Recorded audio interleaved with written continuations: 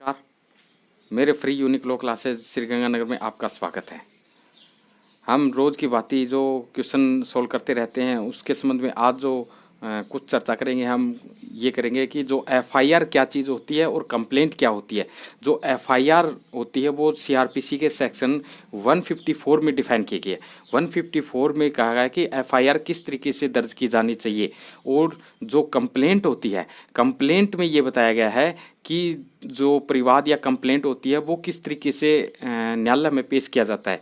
तो इसमें मूल्य क्या है, कुछ डिफरेंस होते हैं, वो डिफरेंस जानने बहुत आवश्यक है। अगर इन डिफरेंसों की हम बात करें तो पहले ये देखा था कि एफआईआर दर्ज कैसे की जाएगी।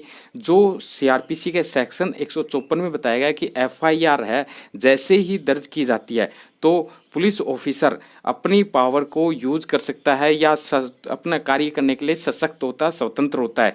यानी जैसे ही कोई भी पीड़ित व्यक्ति या विक्टिम आता है तो वो अपनी क्या है पीड़ा बताता है, और उस यानी एफआईआर 2 टाइप से क्या है इनरोल्ड होती है या रजिस्टर्ड की जा सकती है।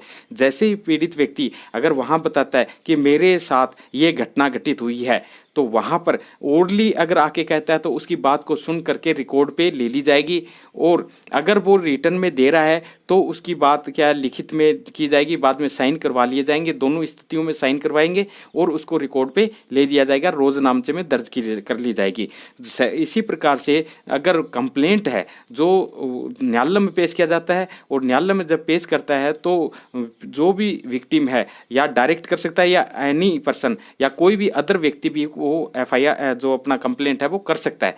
वहाँ पे अगर विक्टिम है, विक्टिम और जो भी साक्षी हैं साथ में, तो साथ में है तो उनकी बात क्या है रिकॉर्ड कर ली जाएगी और मजिस्ट्रेट अपने साइन नीचे करेगा।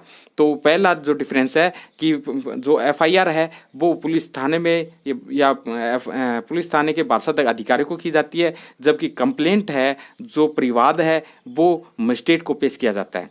दूसरा जो मुख्य डिफरेंस है इसमें यह है कि जो एफआईआर है वो केवल संज्ञेय मामले कोग्निजेबल ऑफेंस में ही दर्ज की जाती है, जबकि कंप्लेंट है वो दोनों परिस्थितियों में कोग्निजेबल नॉन कोग्निजेबल यानी संज्ञेय और असंज्ञेय दोनों परिस्थितियों में क्या है दर्ज किया जा सकता है। तीसरा जो पुलिस जो एफआईआर दर्ज की जाती है, जो एफआईआर दर्ज की जाती है उस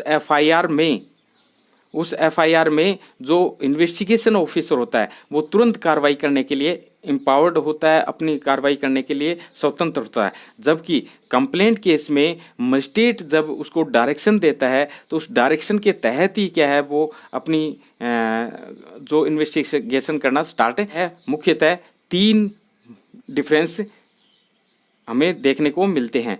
तो इसमें हमने क्या है पढ़ा है ये कि जो एफआईआर होती है उसमें किस तरीके से एफआईआर दर्ज की जाती है, और कंप्लेंट केस होता है वो कैसे होता है। जो कंप्लेंट केस में एक AR अंतुल्य का मामला आया था, AR अंतुल्य का जो केस आया था उसमें कहा गया था कि कोई भी व्यक्ति कंप्लेंट दर्ज करवाया सकता है। तो इस प्रकार से हमने आज ये जो डिफरेंस देखा है, मुझे आशा है कि आप लोगों को निश्चित रूप से क्या है समझ आया होगा। अगर समझ आया तो एक बार इसको लाइक और सब्सक्राइब जरूर करना। थैंक यू, मिलते हैं अगले एपिसोड में। थैंक यू, धन्यवाद।